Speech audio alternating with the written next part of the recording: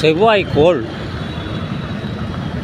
அதாவது செவ்வாய் கிரகம், அதுக்கு போக முடியுமா என்று நாசா விஞ்ஞானிகள் ஒரு திட்டத்தை வைத்து அவர்கள் செய்து வருகிறார்கள்.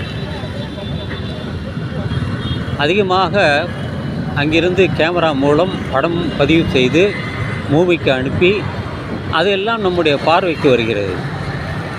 போகலாம், எப்பொழுது என்று தெரியாது. நம்முடைய பூமியும் அந்த செவ்வாயும் ஒரே அளவில் தான் இருக்கிறது. ஒரே ஒரு வித்தியாசம், செவ்வாயில் தண்ணீர் இல்லை,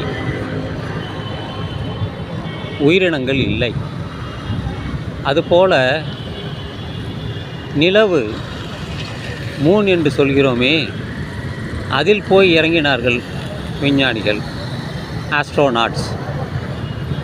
அங்கே சில சாம்பிள் எடுத்துக்கொண்டு வந்து ஆராய்ச்சி செய்தார்கள்.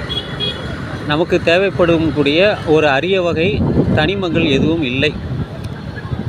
அந்த முயற்சியை கைவிட்டு விட்டார்கள். இந்தியாவிலும் இப்படி ஒரு சந்திராயன் நடந்தது. அதெல்லாம் தோல்வியில் முடிந்தது. முயற்சி திருவினையாக்கும். மறுபடியும் அந்த நிலவிற்கு சுற்றுப்பாதையில், அதுவும் அந்த இருண்ட பகுதியில், நாம் எப்பொழுதும் ஒளி உள்ள பகுதியைத்தான் பார்க்கிறோம். அதனுடைய மறுபுறத்தில் எப்படி இருக்கும் என்று ஆராய்ச்சிகள் செய்து திரும்பி வந்து விட்டார்கள். அந்த இடத்திற்கு போன பொழுது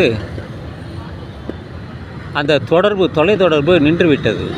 எத்தனை பேருக்கு அது தெரியும் தெரியாது என்று தெரியவில்லை. நான் பார்த்தேன், அந்த தொடர்பு நின்றுவிட்டது. அதை விட்டு கொஞ்சம் விலகி போன பொழுது தொடர்பு கிடைத்தது. ஏனென்றால் அந்த கண் பார்வைக்கு பின்புறமாக இருக்கக்கூடிய அந்த நிலவு மிக குளிர்வாக இருக்கிறது. ஒளி இல்லாததனால் அங்கே எல்லாமே அப்படியே பனிப்பாறைகள் போல இருக்கிறது. அவர்கள் சொல்வது தான், நாம் எல்லாம் பூமியில் இருந்து தானே பேசுகிறோம். சில அறிவியல் தகவல்களை எடுத்துக்கொண்டு நான் பேசுகிறேன். பலருக்கு அதில் பற்றி ஆர்வம் கிடையாது. அவன் போனா என்ன, வந்தா என்ன, இருந்தா என்ன, இல்லைன்னா என்ன, நமக்கு 3 வேளை சோறு, வந்தோமா, ஓட்டு போட்டோமா, வேலை பார்த்தோமா, படத்தை எடுத்துக்கிட்டோமா அப்படிங்கிற நிலையில் தான் கிட்டத்தட்ட 99 விழுக்காடு மக்கள் இருக்கிறார்கள். சிலருக்கு மட்டுமே அறிவியலில் ஆர்வம் உள்ளவர்கள், சயின்ஸு, அதை பற்றி தெரிந்து கொள்ள வேண்டும், அது எனக்கு ஒரு ஈர்ப்பாடு உண்டு. அதனால்தான் அதை பற்றி நான் பேசுகிறேன். நான் பார்க்கிறோமே, இவர்கள் எல்லாம் எங்கோ வேலைக்கு சென்று வீடு தேடி செல்கிறார்கள். எல்லாமே பணத்திற்காகத்தான். இன்று உலகமே பணமாகிவிட்டது. காசே தான் கடவுளடா, அந்த கடவுளுக்கும் இது தெரியுமடா, அந்த நிலைமையில் கொண்டாந்து விட்டாங்க. பணம் இல்லைன்னா மதிப்பே இல்லை, செல்லாத காசு. இப்போ டாலரில் கிடைக்குமா, ரூபிளில் கிடைக்குமா? இந்தியாவோட பண மதிப்பு ரொம்ப கீழே போயிட்டுது. நம்ம ஒரு $100 மேலே கொடுத்தா தான், $1 வாங்கணுன்னா $100 மேலே செலவு பண்ணோம்.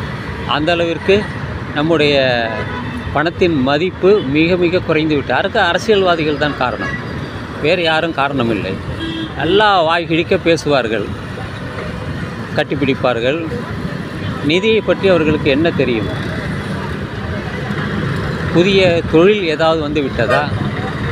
தமிழ்நாட்டையும் இந்தியாவில் இருக்கக்கூடிய மற்ற மாநிலங்களையும் ஒப்பிட்டு பார்க்கும் பொழுது தமிழ்நாடு முதலிடத்தில் இருக்கிறது. காரணம், அங்கே முதல்வர் அவர் கொண்டு வந்த திட்டங்கள், திட்டக்குழு உறுப்பினர்கள், இதெல்லாம் நம்மை மேன்மைப்படுத்தியுள்ளது.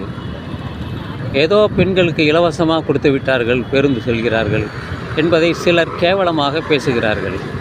அவர்கள் வேலைக்கு செல்வதற்கு ஏதோ கிடைக்கக்கூடிய ஊதியத்தை கொஞ்சம் மிச்சப்படுத்துவதற்காக அவர்கள் செல்கிறார்கள். இதையெல்லாம் புரிந்து கொள்ளாமல் சிலர் கேவலமாக பேசுகிறார்கள். காலை உணவு திட்டம், குழந்தைகள் படிப்பதற்காக காமராஜர் மதிய உணவு திட்டம் கொண்டு வந்தார். அவரை பற்றி யாரும் விமர்சனம் செய்ய மாட்டார்கள். இதெல்லாம் நம்முடைய தமிழ்நாட்டிலே இருக்கிறது. அரசியல்வாதிகள் எல்லாவற்றையும் குழப்பி விடுவார்கள். தமிழ்நாட்டில் கடன் அதிகமாக வாங்கிட்டாங்க அப்படின்னு எதிர்க்கட்சிகள் சொல்வார்கள். இந்தியாவோட நிதி நிலைமை அங்கேயும் கடன் தான் இருக்கிறது. அங்கேயும் இலவசம் கொடுக்கிறார்கள். கொள்ளை அங்கே அதிகமாக இருக்கிறது. அங்கேயும் உங்களுக்கு போதை மாத்திரைகள் இருக்கிறது, போதை வஸ்துக்கள் கிடைக்கிறது, கஞ்சா கிடைக்கிறது. கங்கை நதியில் போனால் அங்கே கஞ்சா சாப்பிட்றவங்க நிறையா பேர் இருக்காங்க. ஆனால் பேர் என்னமோ தமிழ்நாட்டில். இங்கே வந்து கஞ்சா, இதுக்கு குஜராத்தில் இல்லாத கஞ்சாவா? பலருக்கு அதை மறைத்து விடுகிறார்கள், சொல்வதில்லை.